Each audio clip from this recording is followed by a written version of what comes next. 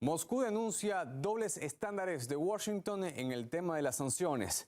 Destaca que las importaciones de hidrocarburos rusos a Estados Unidos solo aumentaron en el mes de marzo, después del inicio de la operación militar en Ucrania. Además, se hace especial hincapié en que los números reales contrastan con el anuncio de Biden en marzo sobre la prohibición de importaciones del crudo ruso.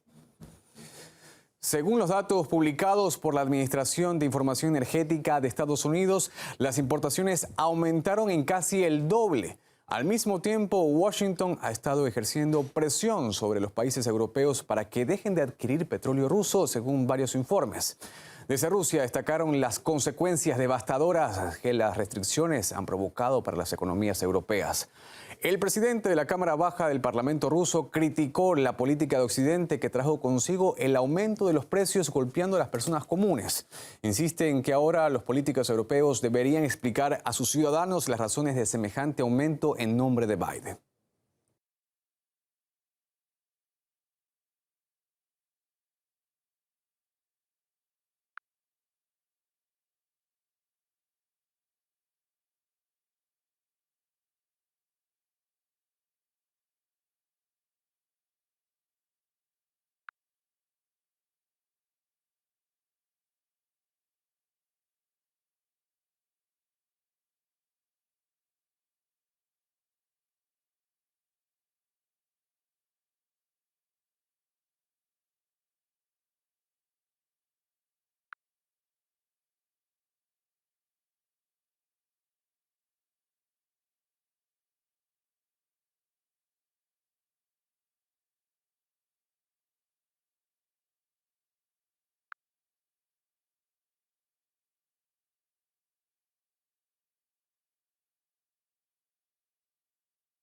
El Ministerio de Defensa de Rusia afirma que las Fuerzas Armadas de Ucrania sufren pérdidas significativas en Donbass, tanto en la cifra de militares abatidos como en armas y equipos. Así lo anunció el representante oficial de la cartera militar, Igor Konachenkov.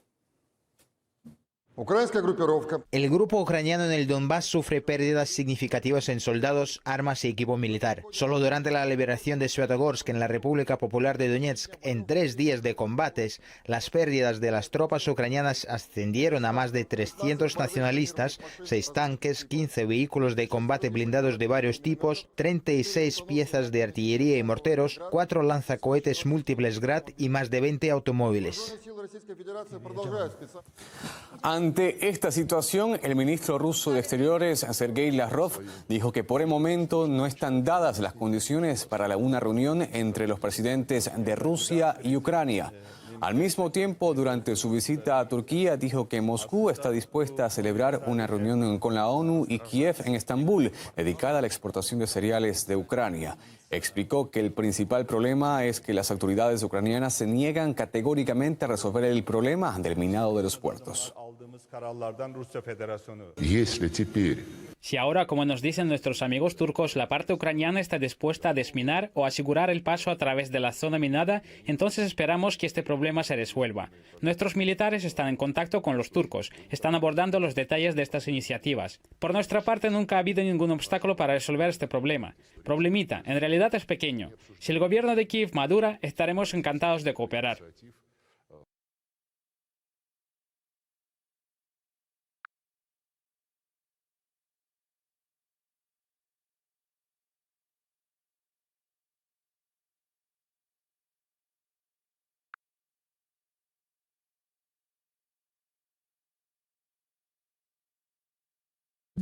La investigación de los crímenes cometidos en cárceles clandestinas de las fuerzas ucranianas en Donbass ha pasado a una nueva etapa. Así lo anunció la defensora del pueblo de la República Popular de Donetsk. Añadió que en un futuro próximo comenzará la búsqueda de fosas comunes en el territorio del aeropuerto de Mariupol, convertido en un centro de tortura. Nuestro corresponsal Simeón Senderov visitó esta prisión secreta que funcionó desde el 2014 y escuchó los testimonios escalofriantes de algunas de las víctimas. Les presentamos la segunda parte del reportaje. Мясник и доктор. Вот они между собой друг друга так называли. Вот тут это любимая комната пыток у них была. Здесь так вот понад стенкой стоял разделочный стол.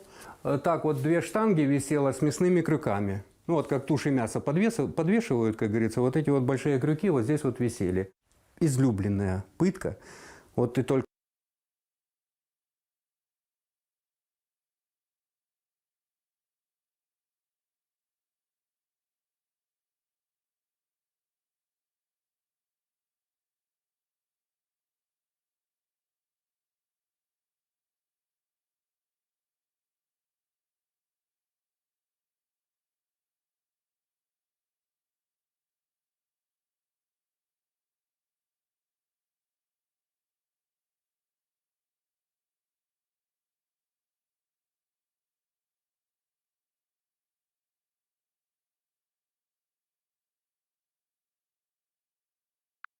заходишь,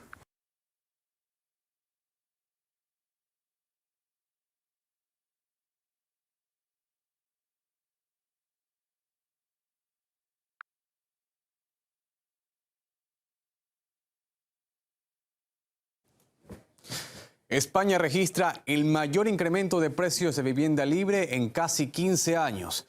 La crisis inmobiliaria se agrava por una oleada de desahucios. En la provincia de Madrid, decenas de activistas y afectados durante horas ocuparon una sucursal bancaria en protesta contra los desalojos. La situación resulta complicada pese a la ley antidesahucios que ha adoptado el gobierno. Francisco Guaita nos cuenta más.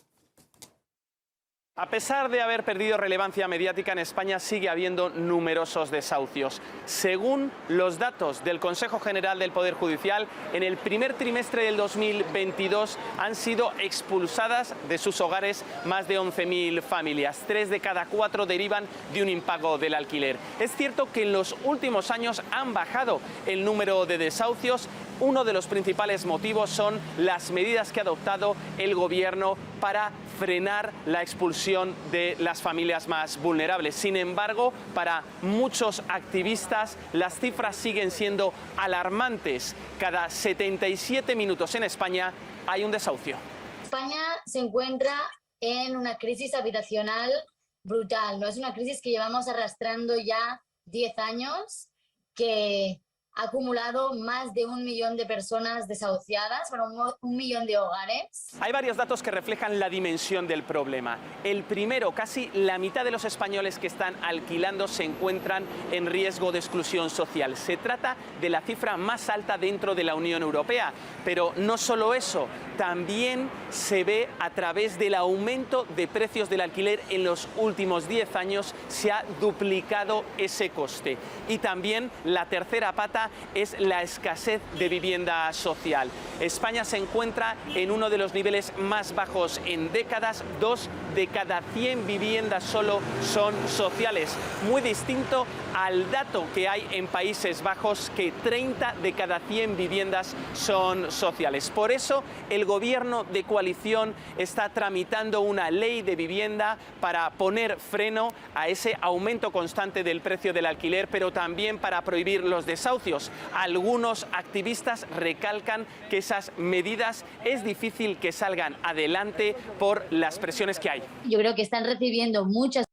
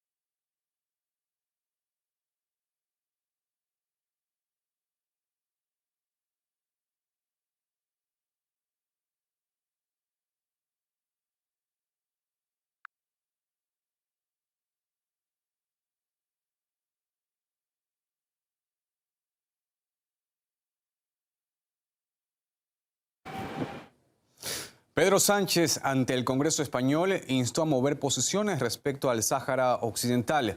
Sus declaraciones conllevaron fuertes críticas de la oposición. El presidente del gobierno español reiteró la necesidad de apoyar el plan de autonomía marroquí para resolver el antiguo conflicto, al mismo tiempo recalcando que Ceuta y Melilla pertenecen al territorio español. Lo hace casi 3 meses después de que se conociera el histórico cambio de postura del Ejecutivo hacia su excolonia. La iniciativa hasta la fecha fue rechazada por el Congreso. Desde el Partido Popular arremetieron contra Sánchez, diciendo que está solo en el asunto.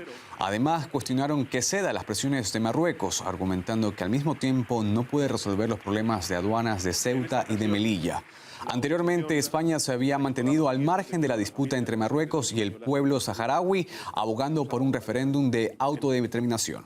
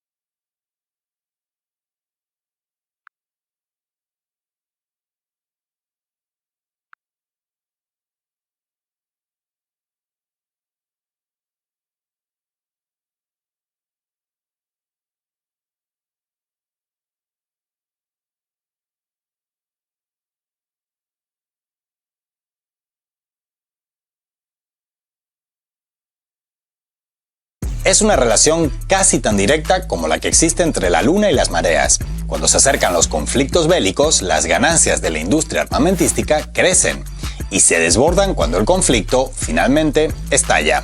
Mientras la economía global se ve gravemente afectada por la guerra en Ucrania y el Donbass, con escasez y encarecimiento de energía y alimentos, las compañías fabricantes de armamento viven una auténtica luna de miel. Unas vacas gordas, de las cuales la industria armamentística es la principal beneficiada, sin duda, pero no tanto gracias a su propio trabajo como al de otros. Y es justo en eso donde hay que poner el ojo. Ahí les va.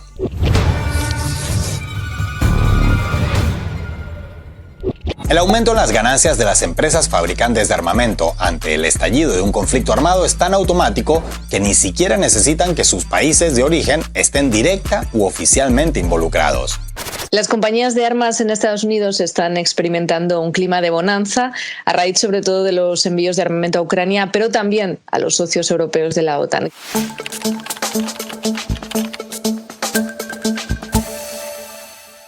Cabe destacar que en el caso de Washington, solo desde el pasado 24 de febrero se han anunciado envíos por valor de más de $3.000 millones a Kiev.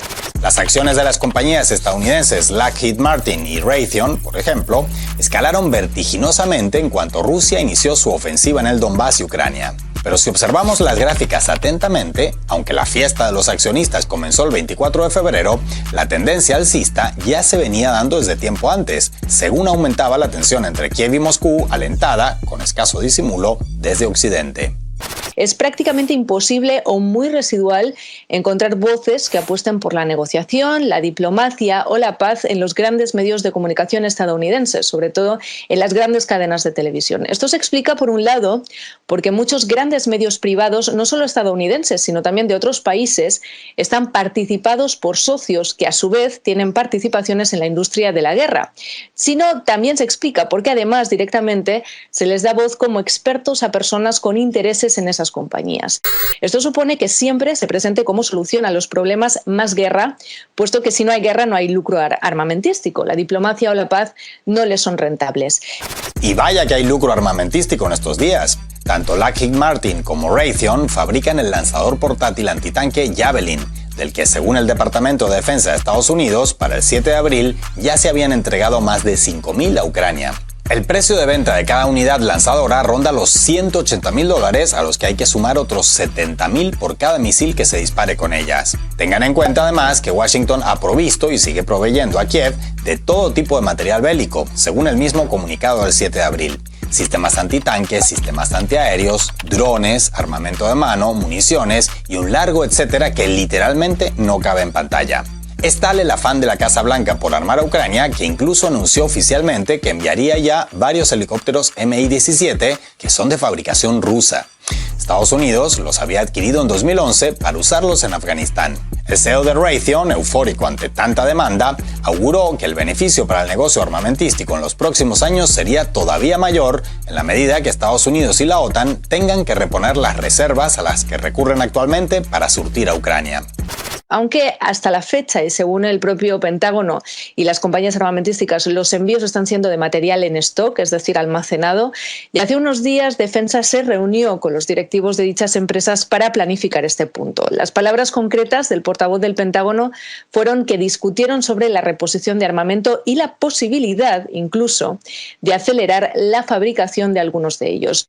Pueden estar seguros, además, de que aunque generalmente en sus anuncios Washington suele omitir esos verbos tan impopulares entre la población como son comprar o pagar con dinero público y prefiere hablar de entrega como si fuera un regalo de caridad, tarde o temprano alguien termina pagando la factura. Y ya imaginan quiénes. Básicamente, se trata de transferir la mayor parte de los impuestos recaudados a la ciudadanía al engorde de un enorme sistema de empresas contratistas militares y a la que quizá sea una de las mayores burocracias del planeta, el Pentágono, que a su vez hace de intermediario entre estas empresas y las ventas de las mismas al resto del mundo.